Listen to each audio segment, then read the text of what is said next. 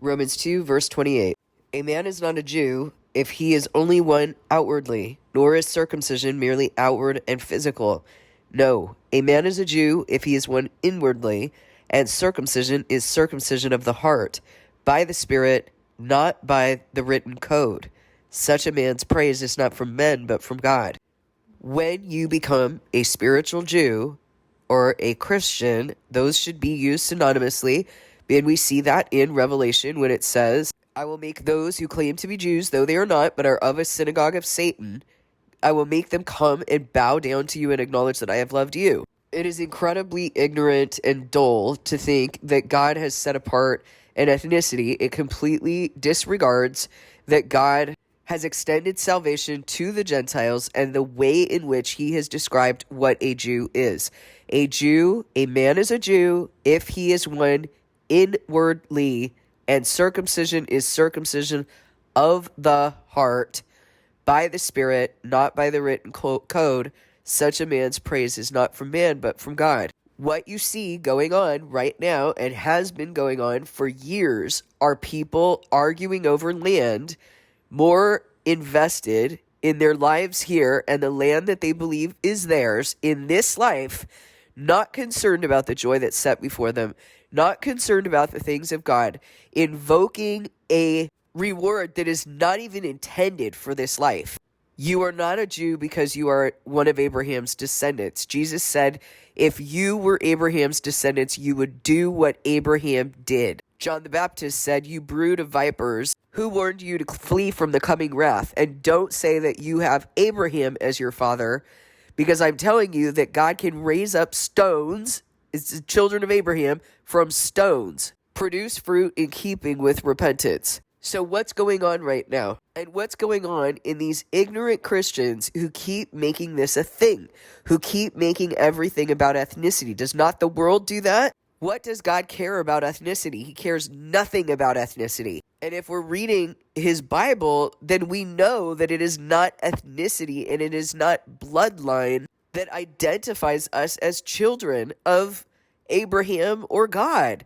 It is in invoking that covenant through fulfillment and obedience to the covenant. We become Jews when we are engrafted into the Commonwealth of Israel through fulfilling our covenant. When God promised Abraham that he would inherit that land, he also said, your children are going to be as numerous as the stars in the sky, so that if you could count the stars in the sky, then you would know how many children you're going to have. In Revelation, it tells us that Jerusalem, the land, comes out of the sky and is seen as a bride beautifully dressed for her husband. So what's Jerusalem, guys? Is Jerusalem land in Israel? Because you've been called Israel, Jerusalem, the city he loves, a nation set apart. Does anyone rend their heart to what God is actually saying? Or do we just make up stupid stories? Because this is not being covered correctly in the news because of all of this false interpretation, all of this story making that has gone on in counterfeit Christianity. People who don't know the word. And we're supposed to know better. Now let me tell you something else. We have discerned as a body, those of us who actually participate in Sabbath, have come together and discerned by various criteria and what God was raising in each of us and teaching each of us. We came together and discerned when God's actual true holy days are, because Reformed Judaism and Catholicism have messed with God's calendar and his set times so badly that they're not even celebrating correctly. They're not even in reference to the new moon. They've added calendars and leap years and days to the calendar. I don't know where in the world they think they get the authority to do this. So we came together and we discerned when God's seasons are. And as a matter of fact, God has continued to confirm this for us. His seasons are earlier than what is being reported by Reformed Judaism. And that's confirmed as well in harvest seasons, quite frankly. Nevertheless, for those who still have not become aware of that and were actually observing his holy days and maybe truly believed to the best of their ability that this particular season of when they say Sukkot, or what they're calling Sukkot, is Festival of Tabernacles, and they have claimed that it is the evening of Friday, September 29th through Friday, October 6th. Okay, well, let's count the days. Pull out a calendar. September 29th to the 30th would be one day. 30th to October 1st, 2 days. 3, 4, 5, 6, 7. That's 7 days of Sukkot. Really? 7 days of the Festival of Tabernacles? That's not in my Bible. Let's read what the word actually says. Leviticus 23, verse 33. The Lord said to Moses, say to the Israelites, on the 15th day of the 7th month, the Lord's Festival of Tabernacles begins, and it lasts for 7 days. Okay, hang on. The first day is a sacred assembly. Do no regular work. For 7 days, present food offerings to the Lord. And on the 8th day, so actually it's 8 days, hold a sacred assembly and present a food offering to the Lord. It is the closing special assembly. Do no regular work. It just so happens that the 8th day would have been Sabbath. So they should have been resting anyway, right, on that 8th day. But it would have been a high Sabbath because it's both a Sabbath and a holy day. And God has said that if you obey his statutes and his commands and his decrees, that he will send, and he says this specifically with regard to his holy days, he will send autumn and spring rains for your harvest. Now, rains have been described as blessing. What does he say about disobedience, guys? Because my Bible does not say that he will bless you for obedience and then he'll just, sort of turn his head away for disobedience. My Bible does not say that. And on October 7th, which was both a Sabbath and the 8th day of assembly, enemies attacked. Is that what God told us would happen in his word? Is that what he said? I'll send enemies to you? Yes, that is what he has said. Look alive. Stop making excuses. Stop making this an ethnic thing. Stop making it whatever the news tries to frame this as. God does all things. He sends everything. An estimated 2,200 rockets were fired towards southern and central Israel, including Tel Aviv and Jerusalem, by the Hamas militants, according to the Israel Defense Force, specifically targeting this music festival called Supernova, featuring Brazilian trance music and free love, spirit, and environmental preservation, man. Stupid.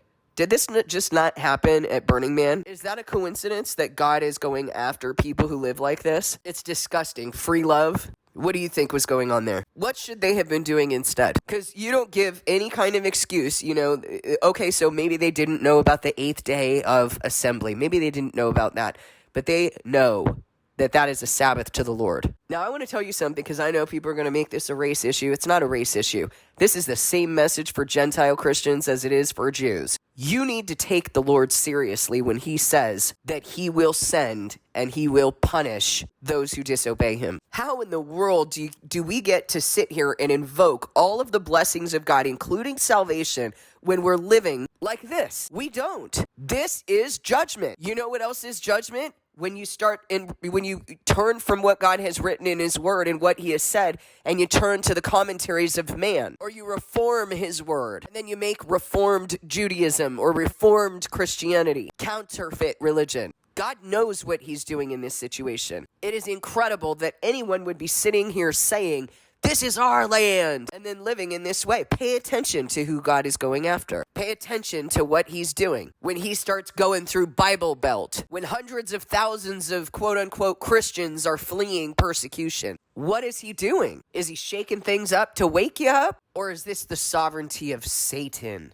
God promised you that you would be protected and you would live in safety in the land if you obey, if you regard him. This is not a mistake. This is intentional. So if you're praying, you need to pray correctly that these people will return to God. You need to take an example from it and see that this is what God does when you spurn him, when you disobey him. I said this to Ray 2 weeks ago. I said, I was feeling in the spirit that God was going to bring something during this season. And then I started to feel like, okay, wait. There are some who are going to be obeying this, and I don't believe that it's God's heart to go after them. So I didn't actually know how this was going to look, but it makes perfect sense that he is going after those who directly spurn and disobey him. Out there overtly desecrating his Sabbath, could care less that it's that 8th day of assembly, that it's his Sabbath. What have they chosen?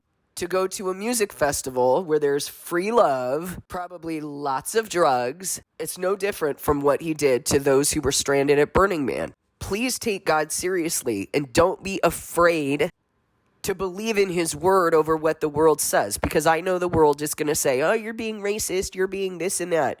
No, that's baloney. I'm standing on what God has promised. The world can say whatever they want. I'm standing on what God promised he would do. Please discern this with him.